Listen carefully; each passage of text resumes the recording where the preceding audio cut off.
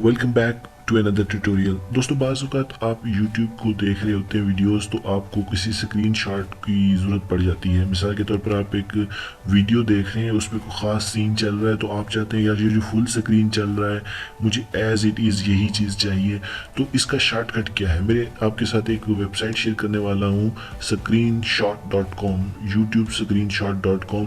आपने जस्ट उस वीडियो का लिंक इसके अंदर जाके पेस्ट कर देना है, शो द स्क्रीनशॉट करने हैं, तो उस वीडियो के जितने भी स्क्रीनशॉट होंगे वो HD के अंदर आपके सामने आ जाएंगे। मिसाल के तौर पर मुझे ये लोगो डिज़ाइन चाहिए था, तो मैं जब वीडियो देख रहा था तो मुझे इस चीज़ का जो अंदाज़ा था, इसको जो फुल स्क्रीन था इसका मैं नहीं ले पा रहा था, बट YouTube screenshot.com ने मेरा ये मसला हल कर दिया। तो मैंने चाहा कि आप दोस्तों से भी शेयर कर दूं कि अगर आपको किसी वीडियो का स्क्रीनशॉट चाहिए तो YouTube screenshot.com पे जाएं, वीडियो का लिंक पेस्ट करें और सेव एज करें, तो आपकी ये तस्वीर जो है यहाँ पर सेव हो सकती है। ये देखिए मैंने इसे डाउनलोड किया है लाइक दिस। आप इसे वॉच करें तो आपके सामने HD तस्वीर मौजूद है।